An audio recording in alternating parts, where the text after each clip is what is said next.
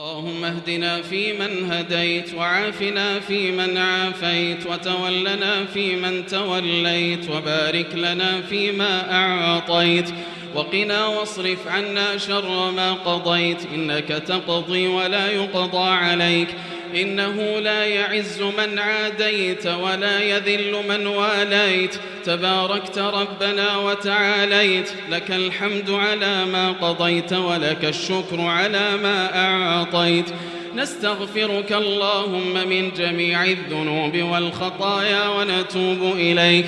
اللهم اقسم لنا من خشيتك ما تحول به بيننا وبين معصيتك، ومن طاعتك ما تبلغنا به جنتك، ومن اليقين ما تهون به علينا مصائب الدنيا، ومتعنا اللهم بأسماعنا وأبصارنا وقواتنا أبدا ما أبقيتنا، واجعله الوارث منا، واجعل ثأرنا على من ظلمنا، وانصرنا على من عادانا، ولا تجعل الدنيا أكبر همنا ولا مبلغ علمنا ولا إلى النار مصيرنا، واجعل الجنة هي دارنا وقرارنا، ولا تسلط علينا بذنوبنا من لا يخافك فينا ولا يرحمنا.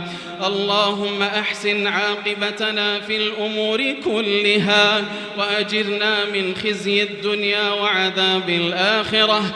اللهم إنا نسألك من كل خير خزائنه بيدك، ونعوذ بك من كل شر خزائنه بيدك. اللهم اجعلنا لك شاكرين، لك ذاكرين، لك مطواعين، إليك مخبتين، إليك أواهين منيبين. اللهم تقبل توبتنا، واغسل حوبتنا، وأجب دعوتنا، وثبت حجتنا، واهد قلوبنا، وسدد ألسنتنا، واسلل سخيمة قلوبنا. اللهم بعلمك الغيب وقدرتك على الخلق أحينا ما كانت الحياة خيرا لنا، وتوفنا إذا كانت الوفاة خيرا لنا. اللهم إنا نسألك خشيتك في الغيب والشهادة، ونسألك كلمة الحق في الغضب والرضا، ونسألك القصد في الفقر والغنى، ونسألك نعيما لا ينفد، وقرة عين لا تنقطع، ونسألك الرضا بعد القضاء، ونسألك برد العيش بعد الموت، ونسألك لذة النظر إلى وجهك الكريم، والشوق إلى لقائك في غير ضراء مضرة ولا فتنة مضلة. اللهم حبب إلينا الإيمان وزينه في قلوبنا، وكره إلينا الكفر والفسوق والعصيان، واجعلنا من الراشدين. اللهم أحينا مسلمين، وتوفنا مسلمين، وألحقنا بالصالحين غير خزايا ولا مفتونين برحمتك يا أرحم الراحمين. اللهم إنا نعوذ بك من البرص والجنون والجذام ومن سيء الأسقام.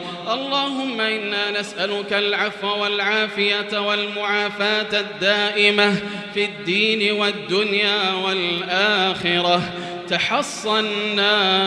تحصنا بذي العزة والجبروت، واعتصمنا بذي الملك والملكوت، وتوكلنا على الحي الذي لا يموت. اللهم إنا نسألك الجنة، ونستجير بك من النار. اللهم إنا نسألك من الجنة الدرجات العلى، ونسألك بوجهك الكريم الفردوس الأعلى. اللهم إنك عفو تحب العفو فاعف عنا. اللهم إنك عفو تحب العفو فاعف عنا برحمتك يا أرحم الراحمين. اللهم لا تدع لنا ذنبا إلا غفرته، ولا هما إلا فرجته، ولا دينا إلا قضيته، ولا مبتلا إلا عافيته، ولا عسيرا إلا يسرته، ولا ولدا إلا أصلحته، ولا صياما إلا قبلته، ولا حاجة من حوائج الدنيا والآخرة هي لك رضا ولنا فيها صلاح إلا وعنتنا على قضائها. اللهم أعز الإسلام والمسلمين، واحم حوزة الدين، وانصر كتابك وسنة نبيك صلى الله عليه وسلم.